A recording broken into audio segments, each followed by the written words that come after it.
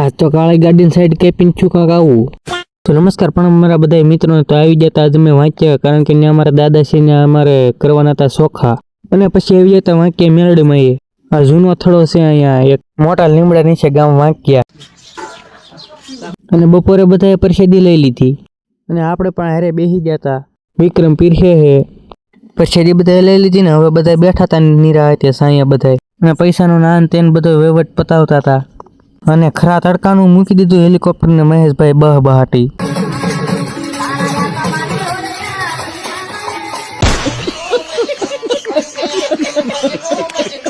ટ્રેનમાં તો ફ્રેક્ચર થઈ ગયો.